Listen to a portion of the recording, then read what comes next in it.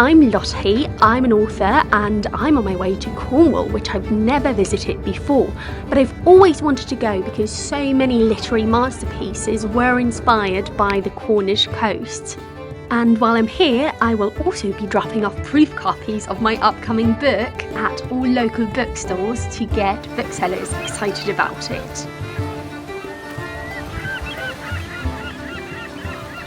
Come with me to Cornwall for a writing retreat. I'm currently in St Ives and I'm here for 4 nights to do a little bit of writing. I'm working on a new project and I thought this might be inspiring. It has nothing to do with the sea, but I love the sea. This is St Ives and it's actually raining right now. Anyway, if you're new here, hi, my name is Lottie, I'm an author and my debut middle grade, Lumi and the Wolf, is coming out in September. And I'm going to put the camera away now because it's raining. Then I had my first ever Cornish pasty. It was filled with chicken and potatoes.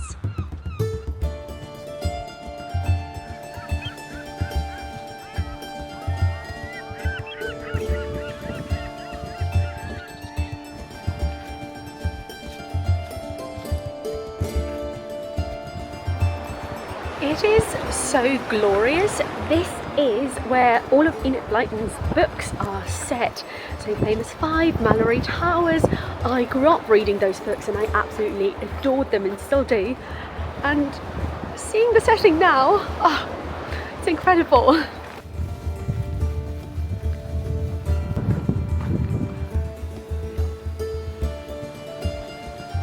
The folklore of Cornwall consists of tales of giants, mermaids, bucker, piskies, which are pixies, and the Pobl Veen, which means little folk. And just walking around here, I'm expecting a mermaid to pop up any minute. It feels so magical.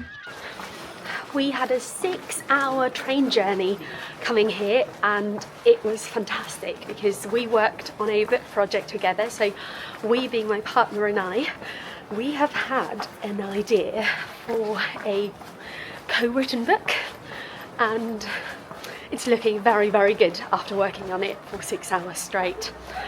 And now I'm going to the hotel to pick up my forest diary and I'm going to do a little bit of nature journaling while he's watching football. Goodness, I need to show you the room and the view from the window. I kind of picked this destination based on this hotel because look at that. And now look at that. I think this place and this view will be the perfect setting to write for the next few days. That will be very inspiring. I love when I write to have a nice view, so whenever I need to think, I can just lift my eyes, look outside and get inspired. That will definitely be the case here. The desk is just here, but maybe I can move it a little bit, or I'll just sit in this chair but turn it around so, oh, I can still look out now. Gosh, this is stunning. I love that it's themed. And even better for writing, coffee, a kettle. I brought my own tea, but they've supplied tea as well.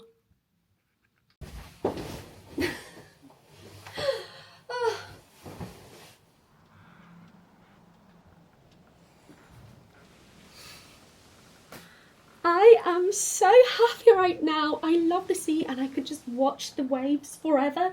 Oh, and I just found out that there are dolphins and whales and seals in St Ives, and dolphins and whales used to be my favourite animals and seals are some of my favourite animals now, so fingers crossed I get to see some. I got this little flyer at the train station and look, it's got the wild animals and then it's got a wonderful list of things to do. I'd definitely like to do that 4-hour walk and watch wildlife. That's a really good list. Writing retreats are always quite funny because you want to write, obviously, but then you also want to explore the new place you're visiting. So yeah, I will try and find a good balance because I definitely want to see as much of St. Ives and Cornwall as I possibly can.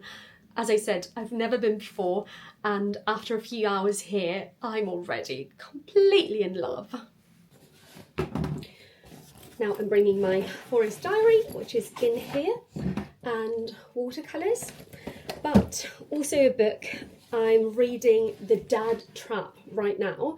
The voice of the narrator, it's so good, so funny.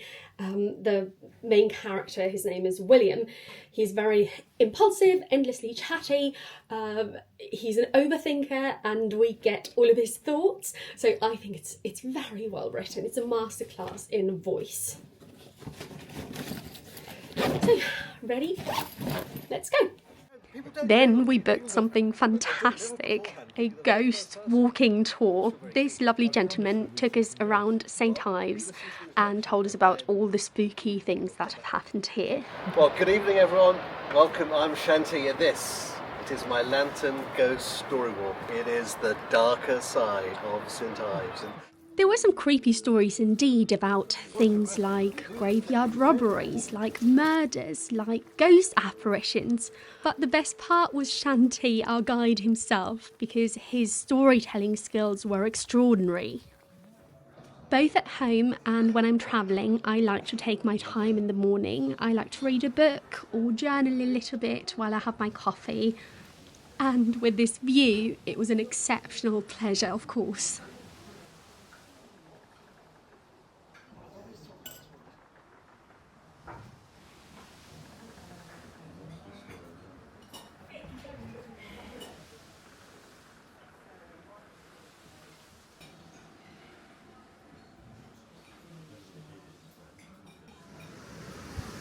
We booked a trip to go see the seals, going on a boat trip, just waiting for the tide to come in so our boat can approach the harbour.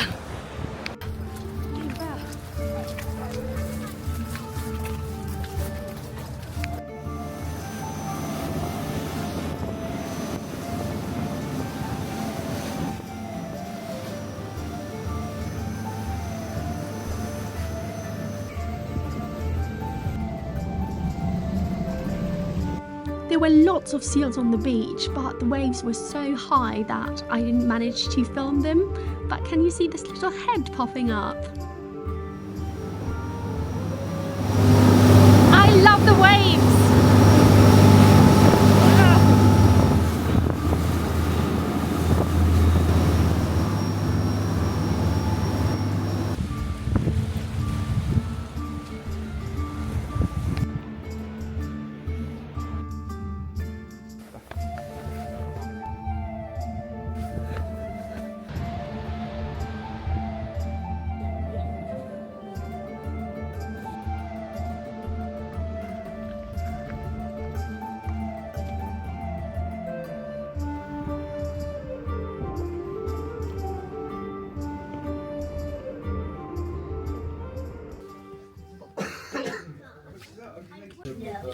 I'm in Truro right now, and I'm about to drop off my first proof at a bookshop, which is something that authors do to get booksellers excited about their books. Bit nervous.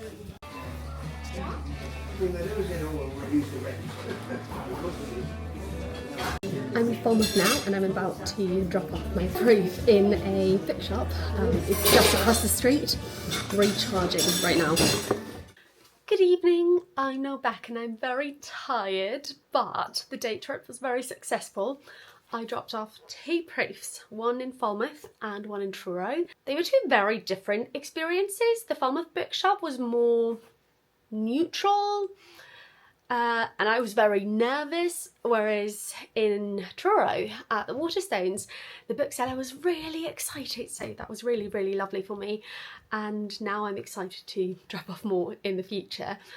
Yeah, that's something authors usually do, at least in and around London, if you're based in London, of course, but I thought I'd take them everywhere where I go, hoping to get many, many booksellers excited about my book. And I love my book. I'm so proud of it. So yeah, it's a lovely thing to get to talk about it, although my first one was a little bit all over the place because I was nervous. This morning we took a bus to Penzance because there was the loveliest bookshop called Edge of the World bookshop, and I dropped off a proof and that went really well. Bookseller was really excited and she said they're going to order a stack and asked if I'd come in for a signing once the book is out. And now we took a bus to Zena, which is the smallest town. This is what it looks like. All these beautiful, wonderful stone buildings. And from here we're going to hike back to St. Ives, and I'm very excited for that. Honestly, look at this. It feels like I've time travelled. Before our hike, we had some chips at a pub that was mermaid themed.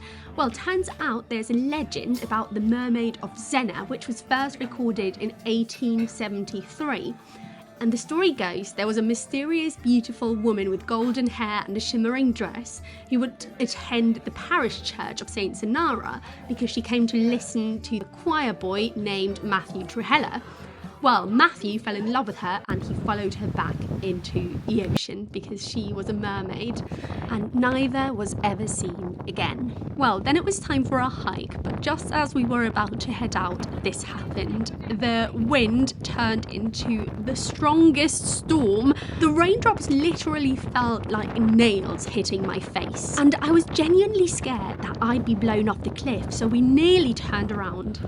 Thank goodness we didn't. We waited for about 10 minutes and then it looked like this. It was still very windy, of course, but we had decided to go on a hike, so we went on our hike. I'm so glad we're doing this despite the wind earlier, because we just saw 3 seals. We saw 3 seals. I'm sad I couldn't film them because my camera zoom isn't good enough, but we've got binoculars, so I saw them. They were adorable. The hike was only 10 kilometers, by the way, but it took us over 3 hours because of the terrain. Look at it, sometimes there was no path at all and we had to climb over massive rocks. I will say it felt like a proper adventure.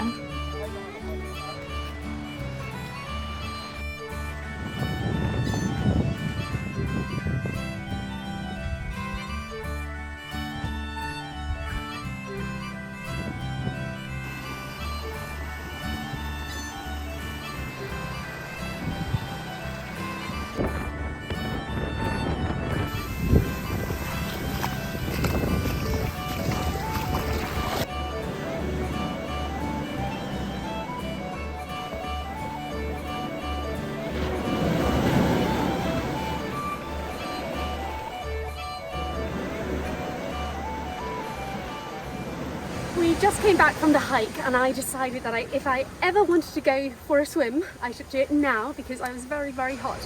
And I did! The water is freezing, but again, I was hot enough, it was fine, and I'm very proud of myself.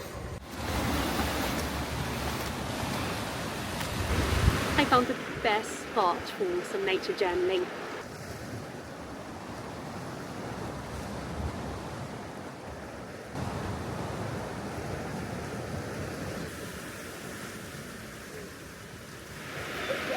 These are some of the animals I have met so far, and these are some of the flowers I've seen on my trip. Let me read you from my forest diary a little bit. I'm sitting on a cliff just above the sea. It's high tide. The salty air carries the scent of the ocean. The waves below me crash violently against my rock and create a thunderous sound. But it's not scary, it's wonderful. My face is wet with sea spray and my lips taste salty. It's haunting and so very beautiful. Seagulls fly overhead. The sea wind carries them and they don't even need to flap their wings. This morning I watched them dive for breakfast. They seem so joyful. If I weren't a human, I could maybe be a seabird.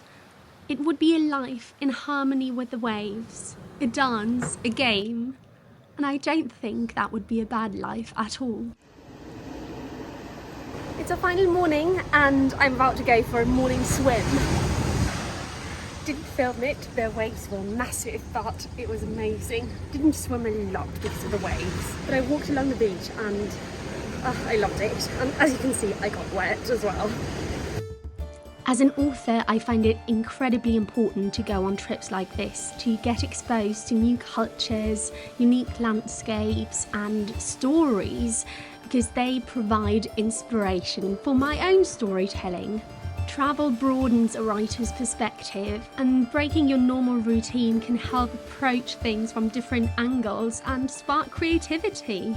This trip definitely sparked mine, and I'm very proud of my Forest Diary pages.